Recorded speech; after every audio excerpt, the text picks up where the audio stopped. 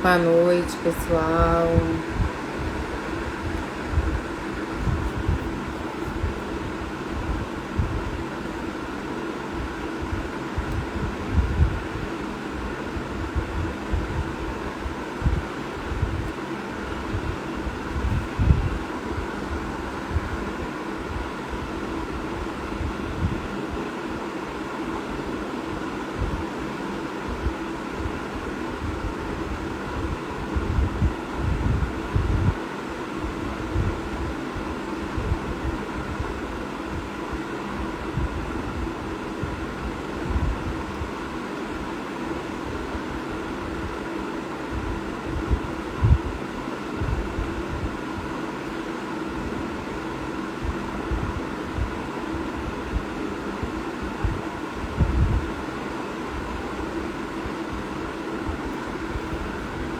Boa noite, pessoal. Camila acabou de entrar. Faltam 8 minutos para começar a live. Se você puder aí compartilhar, Camila, para chamar os seus amigos. Vamos que vamos. Daqui a pouco a doutora Luísa estará presente. Efon acabou de entrar. Daqui a 7 minutos começa a nossa live. Prazer em estar aqui com vocês, né? Boa noite, Jobson. Prazer. Vou chamar a nossa doutora advogada. A doutora Giovana entrou. Prazer, Giovana. Boa noite, boa noite. Cadê? Daqui a 7 minutos a gente começa. Vai compartilhando porque é um tema extremamente importante. Certificação. Há muitas dúvidas. Gesilda. Boa noite, Gesilda. Prazer. Compartilha aí, chama os seus amigos. Vou convidar aqui a doutora Luísa. Enviar seu...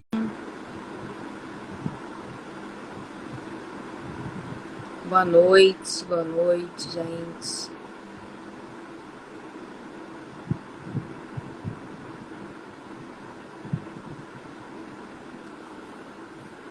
Vamos lá. Em pleno carnaval a gente em casa, né? Anne acabou de entrar. Carolina Mendes também entrou. Paulo Simar. Tô aguardando a doutora Luísa entrar aí, a doutora advogada marítima, que falará sobre certificação. Karina, boa noite. Johnny. Todo mundo mercante. A Luísa disse que não tá conseguindo participar. Deixa eu tentar convidar ela de novo. Luísa. Vamos lá. Boa noite.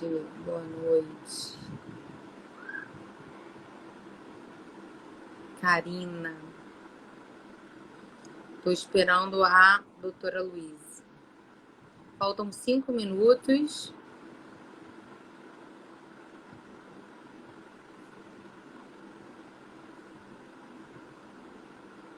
Ai, Brasil, mulheres mercantes, é isso aí. É isso aí. Vamos mudar, vamos com esse projeto. O Saulo Mercante, um grande apoiador nosso, que está nos ajudando. Muito bom, gente. Vamos ver o que é a Luísa. Deixa eu ver se a Luísa consegue entrar aqui. Peraí, aguardando Luísa. Sérgio acabou de entrar. Sérgio Soares. Deixa eu ver por que ela não está entrando. Só um minutinho.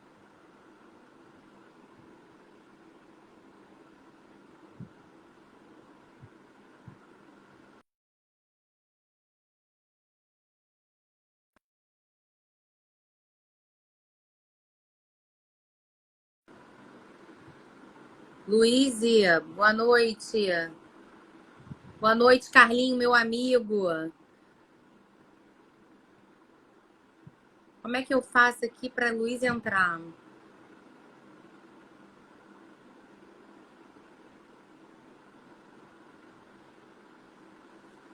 Vamos ver. Faltam 3 minutos.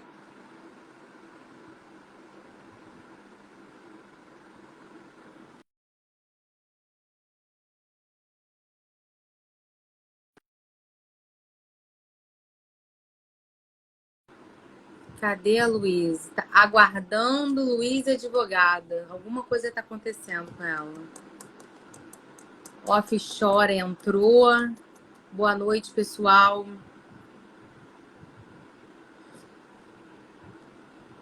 Cadê a Luísa? Só um minutinho, pessoal. Só um minutinho que eu vou ligar para ela.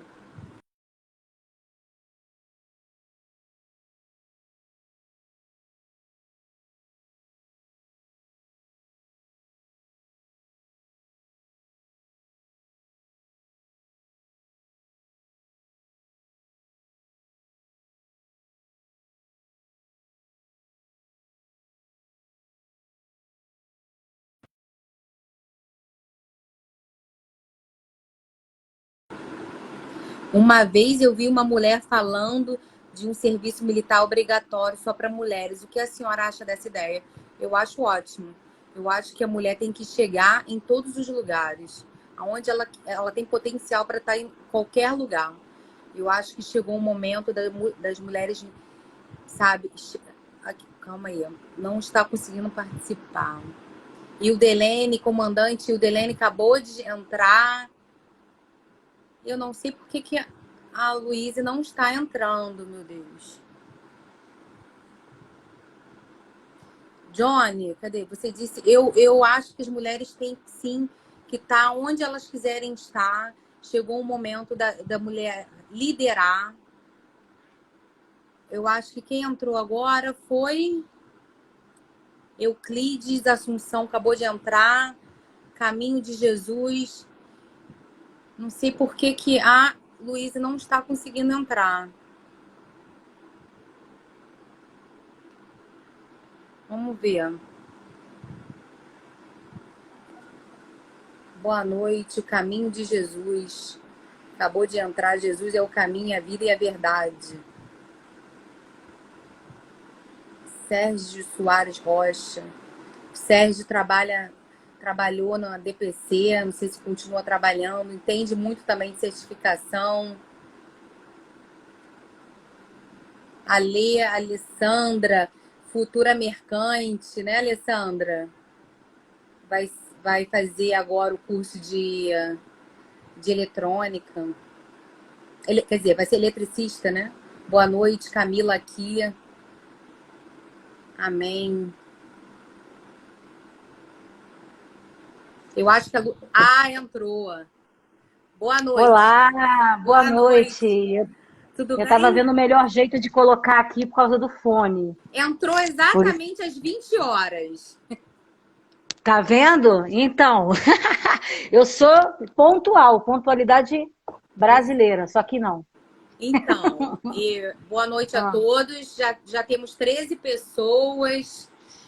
Em primeiro lugar, eu quero falar sobre a perda do professor do CIABA, né?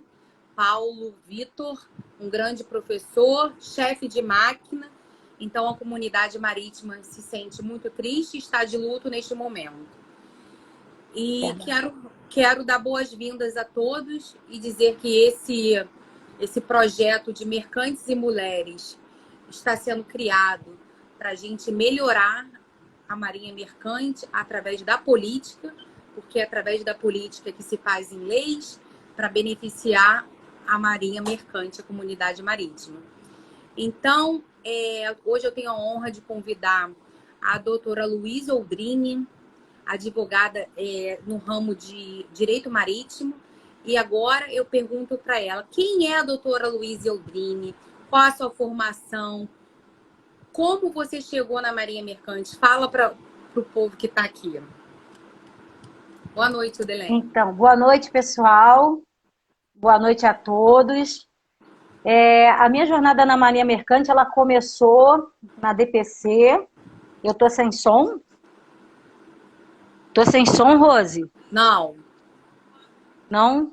não, Vê aí, pessoal, que tem gente aí tá sem não. som. Tá. A minha jornada na Marinha Mercante começou na DPC, quando eu cheguei na DPC em 2012. E o que acontece é que eu já cheguei na hora em que o STCW tinha entrado em vigor e precisava implantar exatamente as emendas de Manila, umas emendas muito importantes para a Marinha Mercante. E aí eu cheguei exatamente nesse cenário. Na verdade, eu era especializada. A Marinha tinha investido na minha formação na parte de licitações, então eu sabia bastante de licitação. E quando o Almirante Ortiz, muito bom poder trabalhar com o Almirante Ortiz, me perguntou onde eu gostaria de trabalhar na DPC. E eu falei, olha, a Marinha sempre investiu em mim na parte de licitação, então nada mais justo que eu trabalhar na área de licitação. Ele, não, eu tenho algo melhor para você.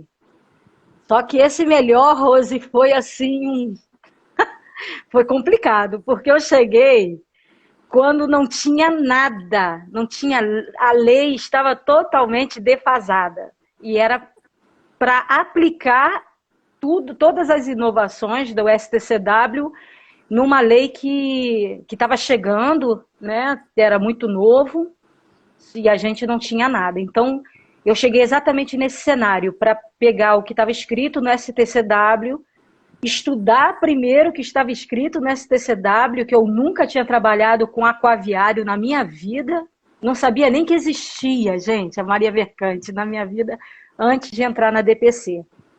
E eu tive que estudar todo o STCW, e não só o STCW de 2010, né, de 2012, mas o STCW de 95, o STCW de 1978, os prepons de 1900 antigamente.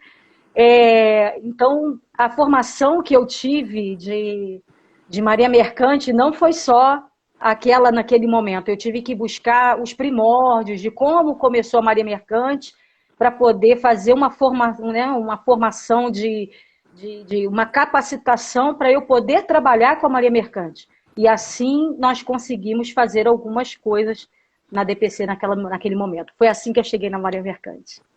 Ótimo. Eu quero te fazer uma pergunta. O que é a habilitação e o que é o certificado para o marítimo? O que é o certificado para o marítimo?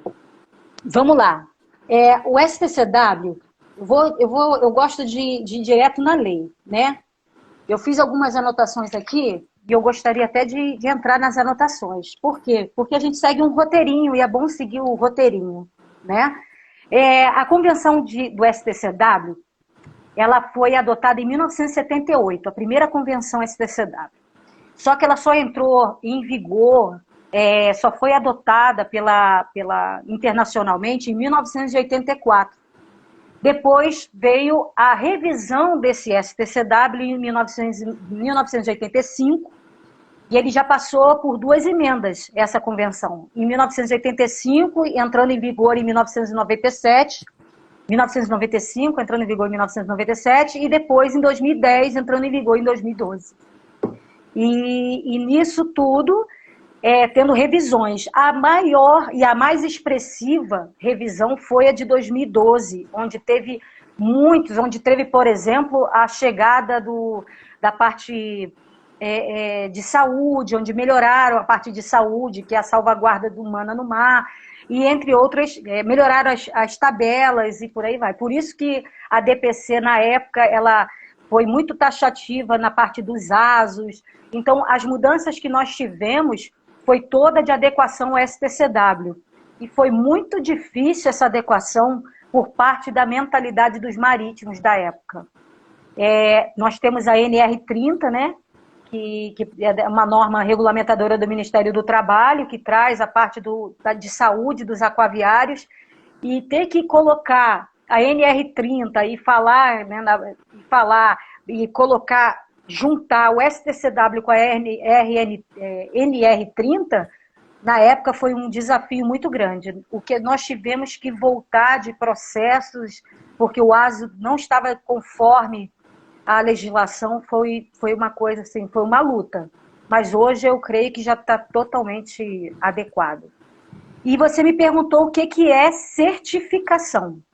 Isso. E o que é habilitação. Bom, certificação é diferente de habilitação. Uhum. Habilitação significa dizer que a pessoa ele tem que ele possui um certificado. Okay. Se você possui um certificado, você está habilitado. Agora, o que é o certificado? O certificado é um documento válido, emitido pela autoridade marítima, até então da bandeira, né, do país, e é reconhecido por aquele país. Isso é certificação.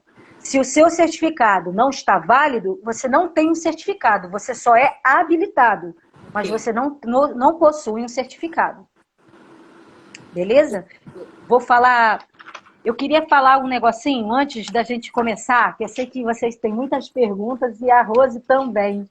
Tá cheio de perguntas, eu sei, Rose. Pode falar à vontade. Mas eu queria dizer para vocês o seguinte. O STCW, ele, apesar de ser uma novidade no Brasil, né, ele só veio ser implantado, teve um decreto que implantou, o Brasil foi signatário e tudo mais. O Brasil sempre seguiu. A diferença é que ele só se tornou rigoroso mesmo a partir de quando o Brasil foi signatário da convenção. Então, é só para lembrar que o STCW ele existe desde 78, tá? E que o Brasil sempre seguiu, a Norman sempre se baseou no STCW, só que ela só se tornou taxativa a partir de 95 e já tem até pergunta, em 2010, 2012. Tá?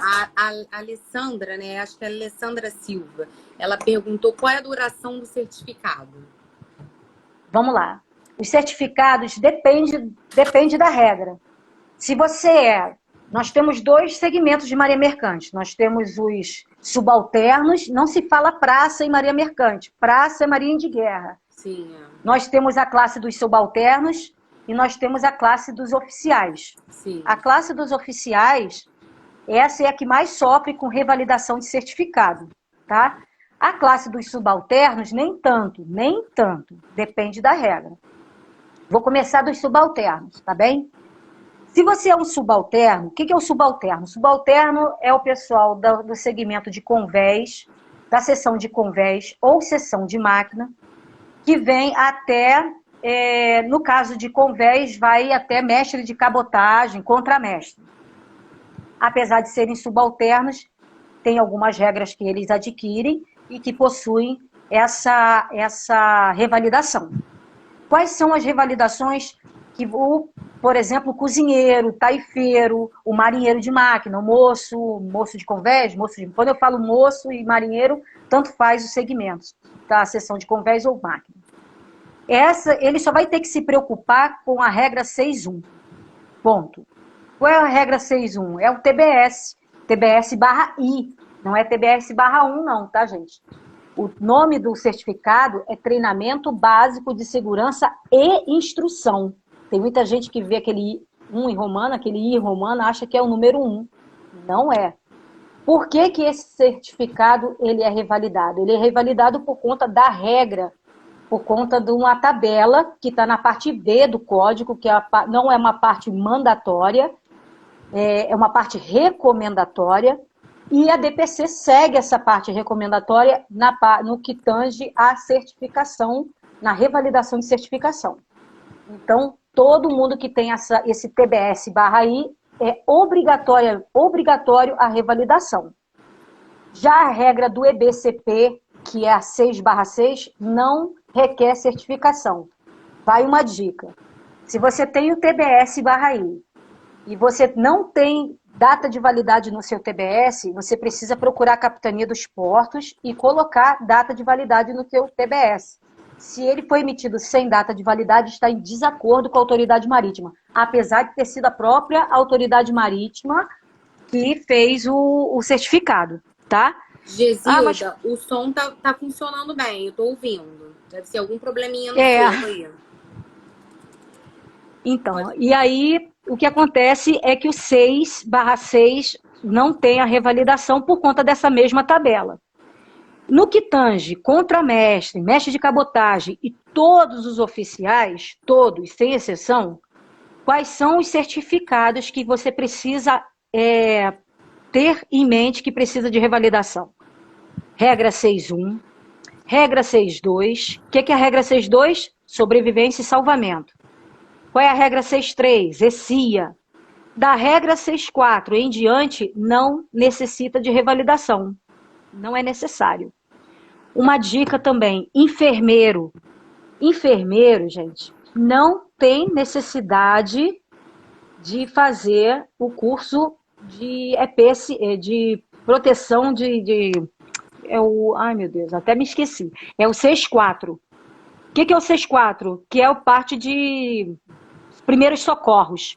É o EPSM. Não tem necessidade de fazer o EPSM. Por quê? Gente, se é enfermeiro, já existe os primeiros socorros na formação do enfermeiro. Se ele já tem primeiros socorros na sua formação, é a mesma coisa que eu pedir para um chefe de máquina, para um oficial de máquina, ter a formação de máquina. Então, não existe ter que fazer uma formação de primeiros socorros, tá? Então, isso é outra dica, tá? No que tange a parte de máquinas, vocês só, a partir de condutor e oficiais. Mesma regra dos oficiais. 6.1, 6.2, 6.3, ok, revalida. 6.4, 6.5, 6.6, não revalida. Agora tem uma coisa muito boa que aconteceu com a atualização da Norman 13.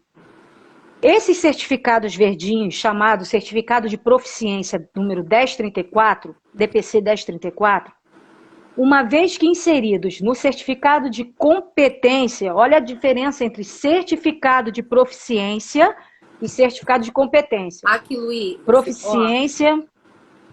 Se o certificado estiver errado, vou na capitania ou no CIAGA para consertar? Tanto faz. Se for certificado de competência, no centro de instrução.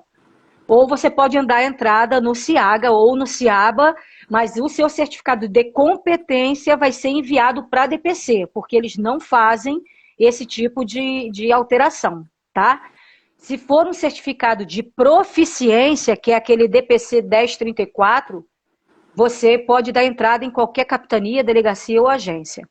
Só vou refazer aqui o que eu estava falando, que uma vez que você tem os seus certificados de proficiência e você já tenha emitido, no caso dos oficiais, já tenha mandado, enviado para a DPC, junto com o seu certificado de competência para revalidar, as suas regras vêm todas no 1031.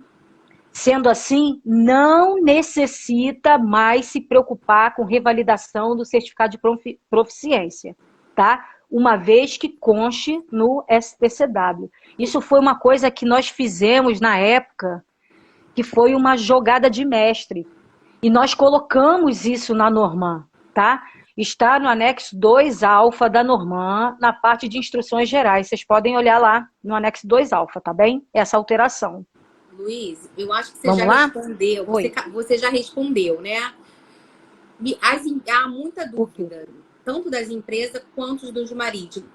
Quem é, afinal, o responsável pela documentação do marítimo?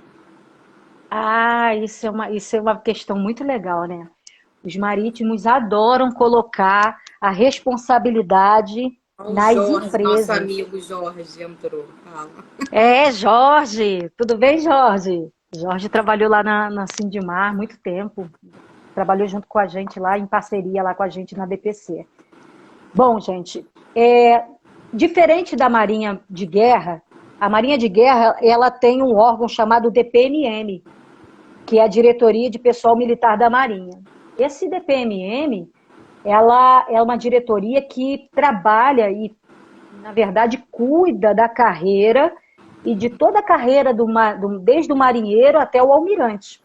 Ou seja, o pessoal da Marinha, ele não se preocupa com nada, nada, nada, nada, nada. Só que o pessoal da Marinha Mercante não tem uma DPMM. A DPMM da Marinha Mercante deveria ser a DPC. Só que a DPC, ela não tem essa função, tá? A DPC, ela só tem a função de legislar e ela só tem a função de, na verdade, de aplicar as normas, fiscalizar, atualizar certificado. Não tem função de cuidar da carreira do aquaviário nesse sentido, tá? É diferente do pessoal da Marinha de Guerra, tá bem? Agora, olha só que legal. Na seção A114 do Código STCW, no artigo 1, diz assim, eu acho que eu estou com o código aqui, eu estava com o código aberto aqui, mas eu não consegui. Deixa eu tentar acessar aqui, que eu acho que é pertinente o que... Eu acho legal botar aqui o que está escrito, peraí. Só um minutinho. Tentei abrir aqui, mas... Ela só abriu a convenção, mas o que eu quero, o texto que eu quero está no código. Existem, na verdade, o STCW é dividido em código e convenção, tá, gente? Se você só souber o código, não adianta, tem que saber os dois, tá bem? Ótimo. Então, peraí. Se você colocar... Existe a regra 114, que chama-se a responsabilidade da companhia. É o nome da regra. Só que o que acontece? No próprio STCW, o código, já abriu aqui, peraí. O próprio STCW, ele já vai trazer isso para a gente de outra forma, como entendimento. Eu entendo da seguinte forma. Se é a minha carreira, se sou eu que preciso regular o tempo de embarque, se sou eu que preciso fazer inscrição no curso, se sou eu que preciso entender isso, a carreira é minha, do mercante. A carreira jamais vai ser da empresa. A empresa não está nem aí se o cara vai ascender de categoria para conseguir algo melhor, se o cara vai conseguir um emprego nas Bahamas, nas Filipinas, no Panamá. A empresa não tem nada a ver com isso. É diferente da Marinha de Guerra, que tem interesse em ascender o cara de posto para colocar o cara, às vezes, como adido naval, como mandar o cara para fazer as viagens que tem que fazer. É bem diferente. Já a Marinha de Guerra, Marinha Mercante, não. A Marinha Mercante, se o cara não cuidar da sua carreira, ele vai ficar eternamente naquela categoria. E vai morrer naquela categoria, porque ninguém vai entrar na capitania dos portos para poder dar entrada na certificação dele, tá? Então eu vou entrar aqui no código. Deixa eu rapidinho, fala. Tem uma pergunta aqui. Quem é o marítimo, afinal? Há dúvidas. Quem é o marítimo? Você esclarece de fato aí pra gente? Temos aqui a doutora Márcia Franco, uma amiga minha, advogada, acabou de entrar. Márcia, minha amiga, te amo. Advogado é bom, né? Advogado é bom que a gente está em casa. E esse ramo é tão difícil. Gente, olha, advogado é muito bom para a parte dos advogados aprender essa. Todo mundo fala do direito marítimo, mas só falam da parte que dá muito dinheiro, que é a parte do direito aduaneiro, né? A parte de fretamento. Sabe. Gente, certificação o patinho feio, ninguém sabe. Ninguém sabe. Entendeu? Para entender certificação, tem que passar pela DPC. Se não passar pela DPC, e nem precisa ser advogado para isso. Tanto é que o Rocha, que trabalha com a gente, né, que trabalhou comigo, ele não trabalha, ele não é advogado, mas sabe certificação como ninguém. Muito bem. Não tem necessidade. Fernando, meu sogro, começou como moço de convés e terminou como primeiro oficial de náutica, comandante de embarcações de grande cabotagem. Isso aí, provavelmente ele veio de Acon, ele fez Acon. Muito bom. Eu vi Gesilda na live. Gesilda tá na live, não tá? Gesilda tá. Gente, Gesilda é uma mulher que eu tenho muito orgulho de Gesilda. Gesilda veio de moço também, e hoje é capitão de cabotagem, e eu estava na formatura de Gesilda. Muito legal. Quando ela foi a capitão de cabotagem, fez o APNT. Lá em Belém. Se ela estiver na live, dá um joinha aí, Gesilda. Foi uma honra tá lá, primeira mulher, assim, de baixo, deve ter sido muito duro. Vamos lá, olha só, gente. Seção A114 do Código STCW. Atenção para o que... Olha só o que está dizendo no código. Responsabilidade das companhias. As companhias, comandantes e membros da tripulação têm cada um a responsabilidade de assegurar de que as obrigações apresentadas nessa seção produzam resultados totais, ou seja, todos têm responsabilidade pela salvaguarda, pela certificação, se saber se aquele cara está habilitado, certificado, dentro de um documento dentro da validade. Não é responsabilidade somente da empresa, tá? Então eu listaria assim, a pergunta que você me fez. Quem tem responsabilidade sobre a certificação do navio, do marítimo do navio? Primeiro, o próprio marítimo. Primeiro de tudo, o próprio marítimo. Segundo, o comandante do navio. Por quê? Porque nós temos uma legislação que é a LESTA, que é a Lei de Segurança de Tráfego Aquaviário, a Lei de Segurança de Tráfego Aquaviário, que diz que o comandante é responsável pela sua tripulação e pela certificação, inclusive sob pena de sanção, sob a suspensão do seu próprio certificado. Então, essa lesta menciona que o comandante tem responsabilidade sobre a certificação. Só que ele não pode admitir que esse tripulante nem suba a bordo. Olha só a responsabilidade. Então, ele não tem responsabilidade sobre verificar se o certificado está ou não é válido. Ele simplesmente tem que verificar antes que o tripulante suba a bordo. Ou seja, e aí sim vem a responsabilidade da companhia, que é onde entra o pessoal de certificação, não é o pessoal de RH não, gente. Aí que entra o problema das empresas.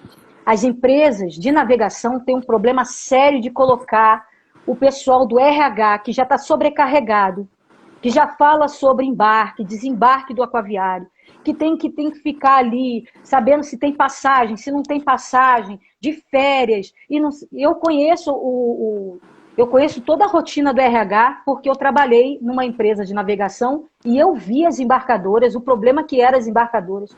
Ainda colocam em cima das embarcadoras o problema da certificação. Aí sabe o que acontece?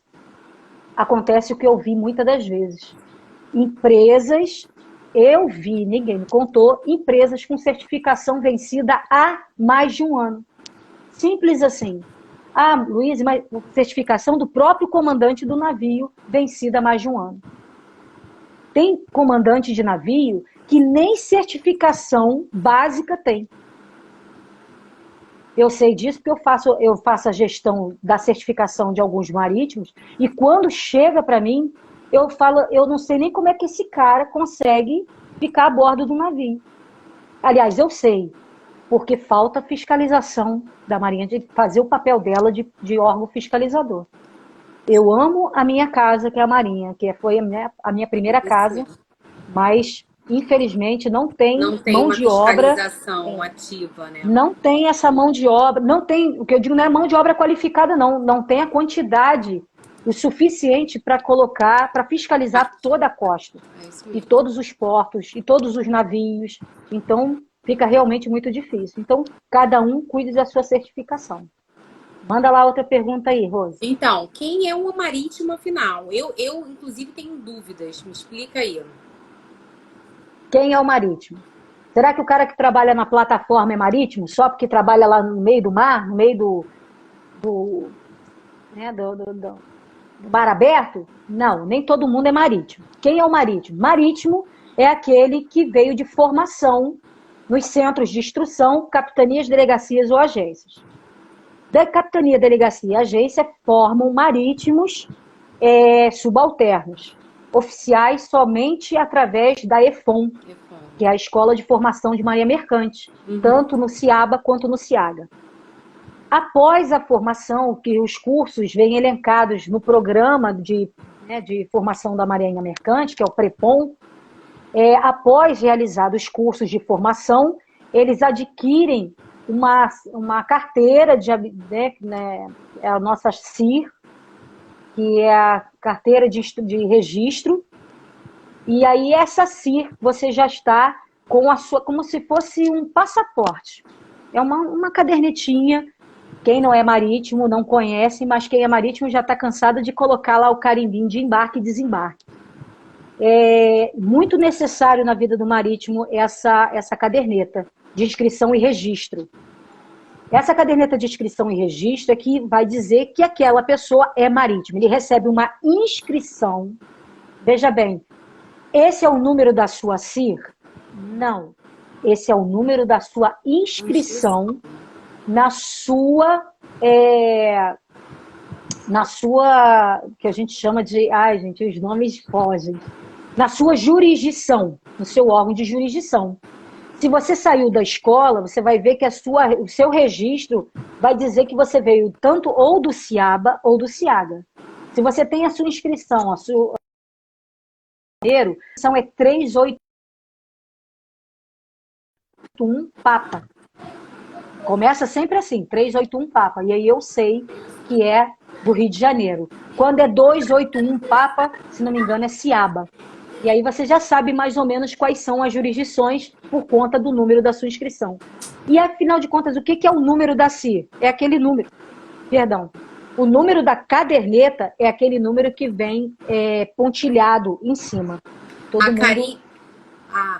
Sem interromper, a Karina está perguntando, a CIR dentro da validade de 5 anos, certo? Ou seja, a CIR tem a validade de 5 anos? Vamos lá. A CIR tem a validade de... A caderneta da CIR não tem validade. A caderneta da CIR não tem validade. O que acontece? A etiqueta de dados da CIR, sim. Existe diferença, tá, gente? Etiqueta de dados da CIR é aquela etiquetinha que vem a data de validade da CIR. E a CIR, existe validade na caderneta? Não. A caderneta não. Basta trocar a etiqueta de dados da CIR. Tá bem? A caderneta você pode ficar com ela, embarcar uma vez, embarcar daqui a 20 anos e você não precisa trocar a caderneta. Entretanto, isso, a etiqueta de dados você vai precisar. Isso. Tá? Tá. Respondeu... Eu não falei quem é marítimo. Não falei. Não consegui falar quem é o marítimo, gente. É muita pergunta. Mas, calma, gente. Calma. Isso aí é muito... Tá vendo? As dúvidas são lindas. Eu gosto das dúvidas. Ah lá, 801 Papa, Ciaga, 802 Papa, Ciaba. Isso aí. Isso aí. Obrigado, Sérgio. O Rocha. É o Rocha. Obrigado, Rocha. É muita coisa na cabeça, Rocha. Valeu. Então, vamos dizer assim. Eu vou voltar para a pergunta, depois me lembra dessa pergunta dos 5 anos sem embarque, tá bem? Tá, ok. Vamos lá. Quem é marítimo? Marítimo, como eu disse, é aquele que possui a sua CIR. Entretanto, só vai ser marítimo... A Gesilda, linda! Vamos lá. Só vai ser marítimo... Peraí, deixa eu beber só uma água aqui, por favor. Agora vai começar o pessoal falando da jurisdição. Tá vendo? É muita jurisdição, gente. Cabeça não dá mais não, tô ficando velha. Então, vamos lá. Pessoal da Lesta, quando você pega a Lesta e a R Lesta, você vai ver o que é, por exemplo, vai trazer para você, marítimo é só quem tem CIR. Só que aí você tem aquela divisão na Lesta para saber, em relação à R Lesta, para saber quais são os segmentos do marítimo. Marítimo é todo aquele que pertence ao primeiro grupo de aquaviário. Primeiro grupo de aquaviário. Não é marítimo aquele que embarca em plataforma, a não ser que tenha CIR. O cara que faz um RIUT, que faz o CBSP, que tem o SER, que tem o SES, ele pode ter a quantidade que está amparado por outra norma que não a 13, não é marítimo. Marítimo é quem passa pelas capitanias, delegacias e agências, quem possui formação de oficial através da Marinha Mercante da EFON, e aí é marítimo, tá? E, e ele é composto através do primeiro grupo, ele faz parte do primeiro grupo de aquaviários. Ponto. Ele é dividido, esse primeiro grupo é dividido entre seção de convés e seção de máquina. A seção de convés vai de marinheiro, aliás, de moço, vai até o subalterno, se não me engano, até mestre de cabotagem, e depois de segundo oficial de náutica até capitão de longo curso. Isso está na R. Lesta. Pessoal de máquina, moço de máquina até condutor de máquina, e depois a parte de oficiais, segundo chefe de máquina, segundo oficial de máquina até OSM, que é o oficial superior de máquina. Ponto. Isso é marítimo. Taifeiro, cozinheiro, enfermeiro é marítimo? Não. Taifeiro, cozinheiro, enfermeiro faz parte da seção de saúde. Okay. Ele tanto pode embarcar na parte do marítimo, no segmento marítimo, como pode embarcar no segmento fluviário. Ele não é considerado marítimo, nem enfermeiro, nem cozinheiro e nem taifeiro. Poucas pessoas se atentam a esse detalhe, apesar de estarem amparados pela parte do STCW, tá? Na parte da regra 6.1, tá bem, gente? Entendido. Então, e me diz uma coisa, onde a DPC entra nessa história toda? Então, a DPC, ela é a Autoridade Marítima Brasileira, competente no Brasil, para fazer toda essa parte de fiscalização, que é competente para fazer essa parte de formação do marítimo, não só do marítimo, mas de todo o aquaviário, tá?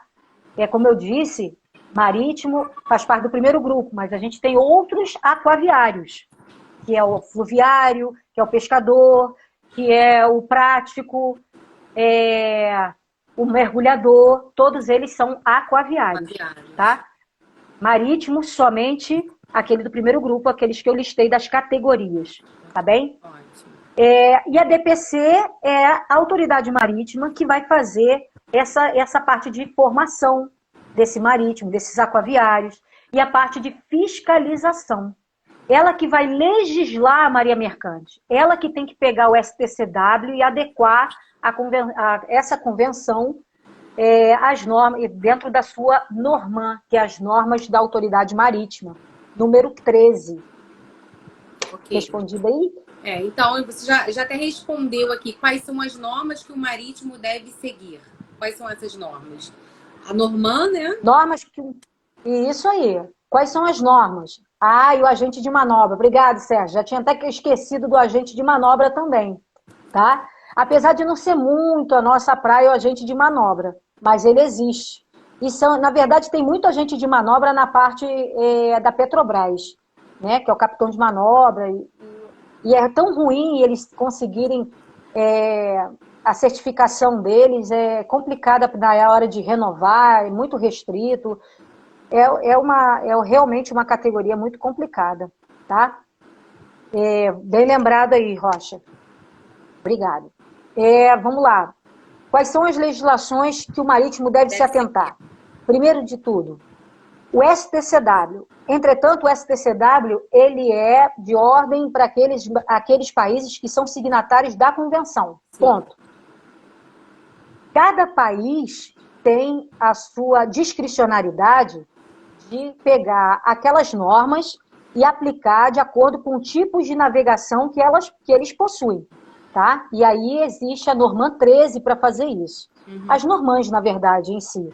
A Norman 1, a Norman 13 e por aí vai.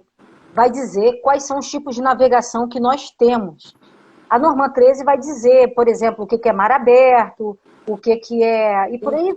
O Rocha está dizendo que ele se especializou. Se especializou. Imagino que só vinha para ele esses pepinos do agente de manobra. Perfeito. Então, e aí nós temos... Pode falar. Nós temos a Lesta, a R. Lesta, essas legislações que o marítimo deve se atentar. É que o pessoal geralmente vê sempre o STCW. Mas eu trabalho com um navio estrangeiro. Gente, olha, não trabalha com navio estrangeiro, mas a sua legislação é a Norman. Quando você for ascender de categoria, não adianta você ir lá no estrangeiro tentar ascender, a não ser que você passa por lá e por aí vai. Luiz, né? olha só, já que a gente está falando sobre isso, a Lucena está perguntando, os cozinheiros e os tafeiros têm CIR, mesmo assim não são aquaviários? Ao contrário, eles são aquaviários. Só não são marítimos. Isso aí. Tá? Existe a diferença. Nem todo aquaviário é marítimo, mas todo marítimo é um aquaviário. A Alessandra, né, que ela está estudando, vai ser, se Deus quiser, vai ser mercante, ela está perguntando qual é o foco para trazer melhorias para fortalecer as normas, por favor. Bom, vamos lá. Essa seria acho que... Até o final. Ia ter uma pergunta sobre isso. É lá no final. Vamos deixar, que eu acho que essa última pergunta vai... Essa pergunta vai te responder, Alessandra. Fique até o final com a gente. Eu perguntei uma coisa que eu acho que é muito importante, eu sinto que as pessoas têm dúvida.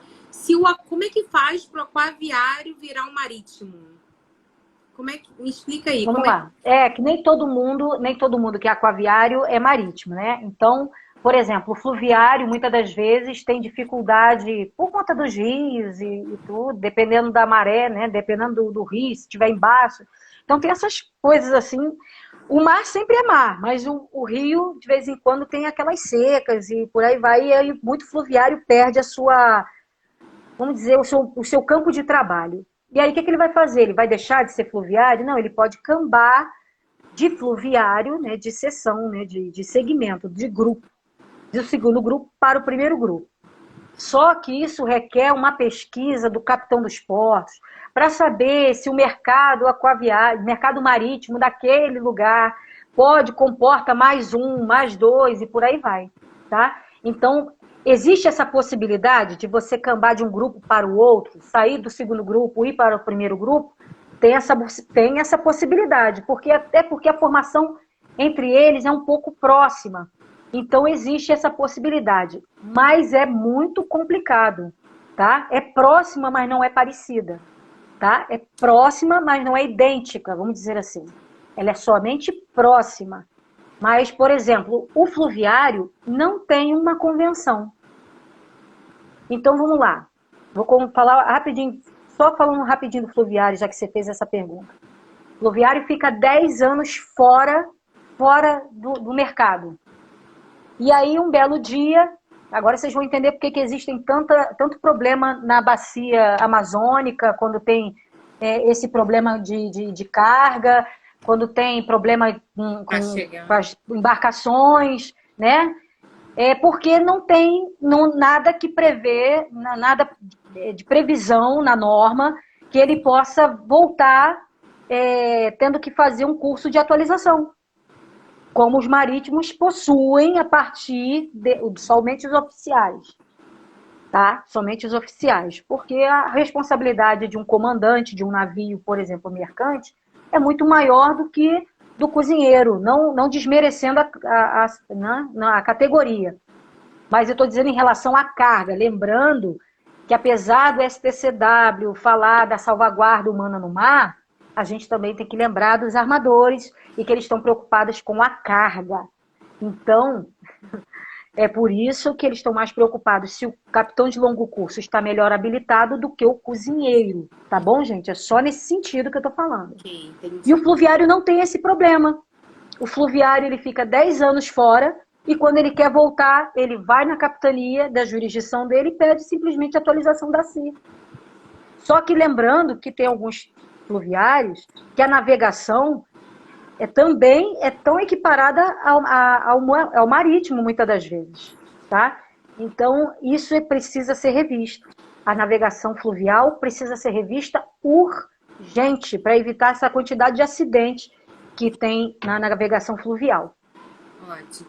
Deixa eu te fazer uma pergunta. Você falou muito da Norman 30. Por quê? Se fala muito da Norman 13, não é isso? Me explica aí. Isso.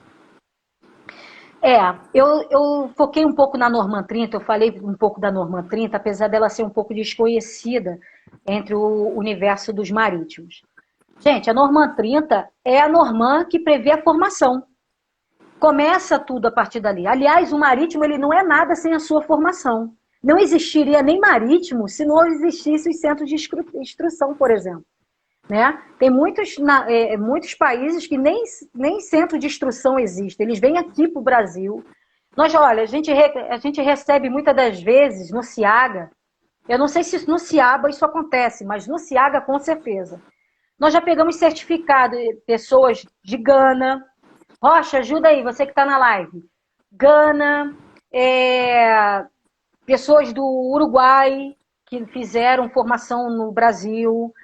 Então, tem países que não têm essa situação no seu país e vem para cá para cursar na nossa formação. E tudo isso sai da onde? Da Norman 30. É a Norman 30, inclusive, quem seja o Prepom. Todo mundo só fala da Norman 13. Norman 13 é com Gabão. Obrigado, Serra. A Norman 13 é consequência. A Norman 30 é o princípio, tá bem? O princípio de tudo é Norman 30, passa pelo Prepom e depois vai para a Norman 13 e Prepom novamente. Tá bom? Se for... Obrigada, Edelene. Senegal também. Uruguai, Venezuela, Cabo Verde, peruano, boliviano. Deixa eu te fazer uma pergunta. Obrigada. Você que tem uma experiência... É que se eu for lembrar desses países todos aí, fica difícil.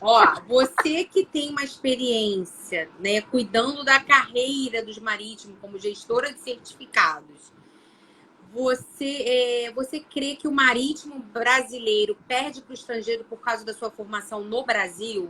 Eu acho que essa pergunta é muito importante. É complicado mesmo. Mas vamos lá, tem gente que diz que não. Mas eu vou provar hoje que sim. Tá? Só vou voltar, segura essa pergunta aí, rapidinho, Rose. Em relação a esses marítimos que se formaram no Brasil, que são de outros países com formação no Brasil, deixa eu esclarecer uma coisinha que poucos sabem. Esses marítimos, apesar da formação ser brasileira, não possuem direito ao 1031, que é o certificado de competência brasileiro, apesar da formação ter sido brasileira. Por quê? Porque existe um acordo entre países. Esse acordo diz que a formação é brasileira, mas ele vai ter que voltar para o país dele e quem vai emitir o certificado de competência é o país, tá? É o país, ok? É o país que deu origem à vinda dele para cá. Tá? Eles vão ter direito... eles vão ter direito ao 1033, sim, mas somente após a vinda desse certificado de competência do país de origem deles, vem para o Brasil e recebe um certificado, na verdade, o reconhecimento do certificado de competência. Atenção para os nomes. Certificado de competência são aqueles que possuem brasileiros com formação no Brasil. Brasileiros com formação no Brasil. Não adianta vir da formação peruana. O brasileiro se formou lá na Inglaterra, aí vem para o Brasil e pede um certificado de competência 1031. Não existe isso. Vai receber o reconhecimento, certificado de competência, apesar de ser brasileiro nato. Apesar de pode ser brasileiro nato. Artigo 12 da Constituição Federal. Você pode ser brasileiro nato e o seu certificado de competência não será o 1031. Vai ser do país que você fez a formação. E quando chegar no Brasil, reconhecimento de certificado de competência. Aí vem a choradeira. Aí começa a choradeira. Mas eu não consegui passar na EFON, mas eu fui lá para os Estados Unidos e lá eu consegui fazer o curso. Perfeito! Parabéns para você! Mas não vai receber o certificado de competência 1031. Luiz, esse é um grande problema. Luiz, tá? Deixa eu te fazer uma pergunta que surge muitas dúvidas nisso, diante da pandemia. Os certificados que estão para vencer ainda estão com validade prolongada por causa da pandemia. Muitos não estão conseguindo o agendamento na capitaria para renovar. O que acontece? Consegue embarcar? Você sabe? Consegue por conta... Vamos lá. Sim. Consegue embarcar? Sim. Por que consegue embarcar? Consegue embarcar por conta da portaria, tá? Existe uma portaria da DPC, não me recordo o número, acho que é 215. Não me atento a números, tá, gente? porque são muitas legislações. E por conta dessa portaria não, ela prevê esse, Portaria vamos dizer, 425. É a portaria obrigada. 425. Porque veio a 215, depois veio outra, não sei o quê, e agora está na 425. Obrigado, Serra. A portaria 425 já estendeu o prazo. Com posse daquela, por isso que eu falo para você a respeito do cara que é do RH das empresas. Com posse dessa portaria em mãos, ele resguarda toda a tripulação dele. Aí vem o Port States, ou Flag States, quando vier e fizer a inspeção no navio, mas o certificado está vencido. Tá, mas olha aqui, ó. Se for antes da pandemia, presta atenção. Se for antes do advento das portarias, antes do advento da pandemia, eles têm obrigação de te atender. Se for depois do advento da pandemia, estão amparados todos pela portaria. Tá bom? Eu não sei como é que as capitanias, delegacias e agências vão fazer depois. A Cris pergunta, tem um prazo de 1 ano após o vencimento da validade? Existe isso? Acabou a validade, Nunca ainda existiu. tem prazo de 1 ano? Nunca existiu. Não esquece isso. Aliás, isso é...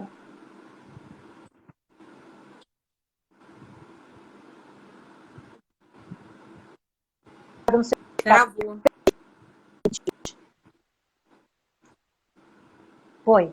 3 meses antes do seu certificado vencer, o marítimo tem obrigação. Não tem nem choradeira. Se for pego a bordo com certificado vencido, não tem desculpa. A Norman prevê, artigo 121 da Norman, item 121 da Norman, 3 meses antes da validade do certificado. Ou seja, certificado, nós estamos em fevereiro. Certificado, se você vence com março, abril, maio. Se você tem certificado vencendo em maio, já era para estar dando entrada agora. Tá bem? A Marinha é obrigada a homologar um certificado emitido em outro país? Tipo, um EBPQ ou um EBPQ, BGL. E Vamos lá. conceder em 10, 30, se for 34. Bom, se for oficial, sim. Homologação, veja bem, ela não é obrigada a nada. A Marinha não é obrigada, ela poderá reconhecer o certificado. Ela poderá, não é deverá. É uma faculdade, não um dever. Por que eu estou falando isso? Porque ela vai, dependendo do certificado, ele vai, o que acontece? Ele vai ser feito uma consulta ao país de origem, e esse país é que vai dizer se aquele certificado ele é válido se ele é válido, se ele é reconhecido por aquele país. Tá, gente? Se não for reconhecido pelo país, a DPC não é obrigada a reconhecer um certificado que nem o país reconheceu. Tá, gente? Então ela poderá, não deverá. EBPQ e EBGL, pela tabela B12, é obrigatório para oficiais.